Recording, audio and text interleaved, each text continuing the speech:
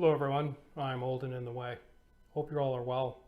It's a beautiful day here in Chicago. Sunny, 40 degrees, the snow is melting.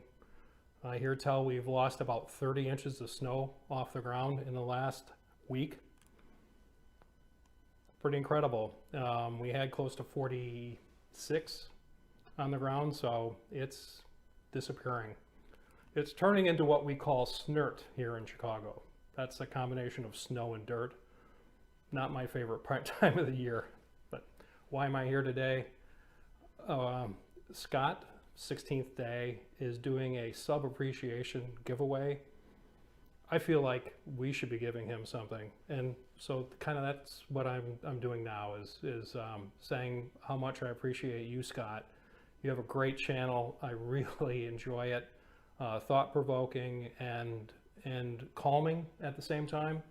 You have a lovely approach to life, and I appreciate it. A little bit of housekeeping here while I reach for my lighter. This is a Knute of Denmark. It is an acorn shape. I misspoke a week or two ago when I said I only had one. What was I thinking?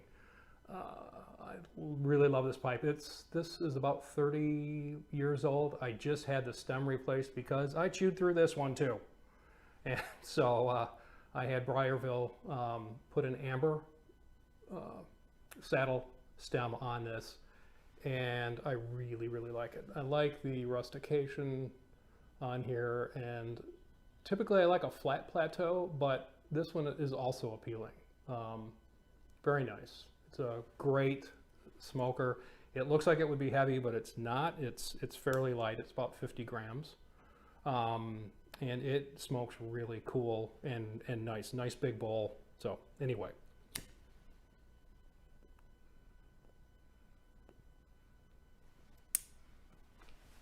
Scott asked us to talk about, something maybe nerdy that we do. And that wasn't too hard for me because everything I do is nerdy. But I focused on something that I really enjoy. Other than pipe smoking, I love to homebrew because, frankly, I do love ales and stouts and anything with a nice creamy head on it. Goes down really well with what I'm smoking, which is Rattray's Marlin Flake. Delightful, as long as you let it dry enough. It's really tasty, very flavorful. So anyway, without any further ado, I'm going to take you on a tour of the Johansson Brewery, where I make 5-gallon batches at a time, which translates to about 50 bottles. And my record for the basement refrigerator is 150 bottles. I was thinking I might try to meet that or maybe even exceed it this year. Stay tuned.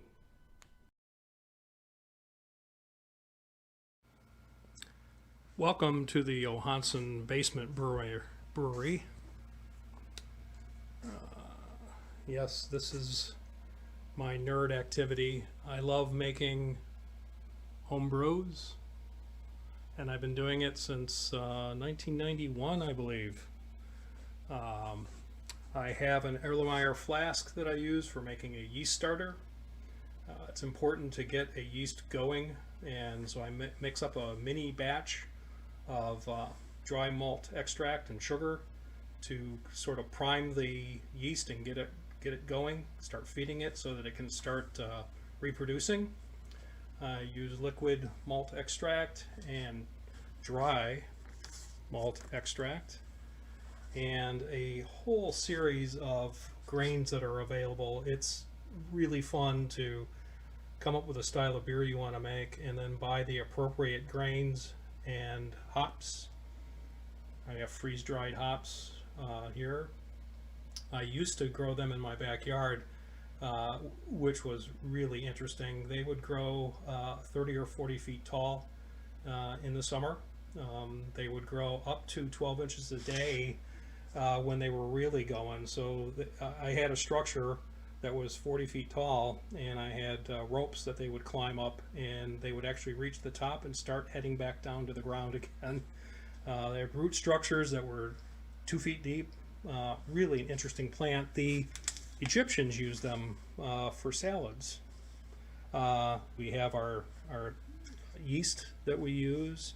As far as cooking, I have a 20-quart container that I cook up the 2.5 gallons of wort. That's what beer is called before the yeast is pitched. I have a copper coil there that I use for cooling the beer down. There's multiple steps from simmering to boiling, but essentially you have to get 2.5 gallons of boiled wort down to 70 degrees as quickly as possible, because what you have is a 2.5 gallons of petri dish, and you do not want wild bacteria getting in there and contaminating your brew before you pitch the yeast. Once the yeast is pitched, it takes over and it protects it. Nothing else can get at it. So that's very important. I use that little grinder to grind up my grain so that it breaks down faster during the cooking process. Let's see, I have a hygrometer here that I use to tell me how strong the beer is.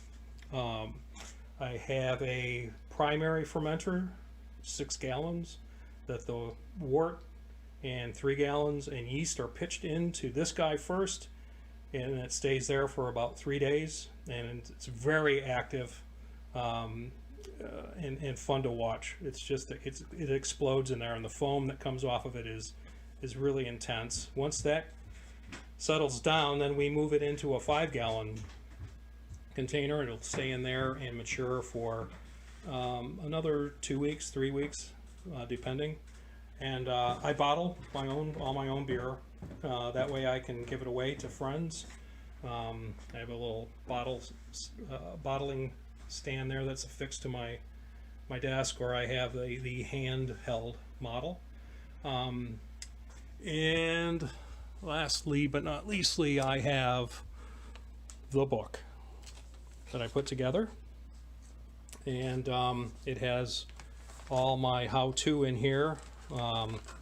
I still refer to this before a night of I'll just go through things to make sure that I'm up to speed on everything.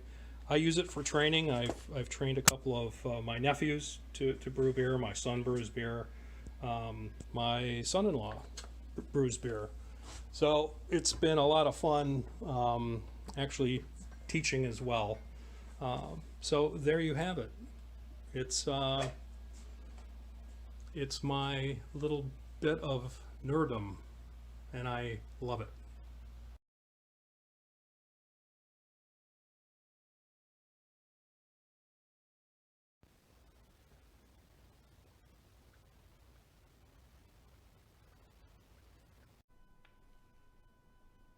I hope you enjoyed the tour of the Johansson Brewery. Scott, you got a great channel. Looking forward to more videos from you, buddy. They're fantastic. KPO.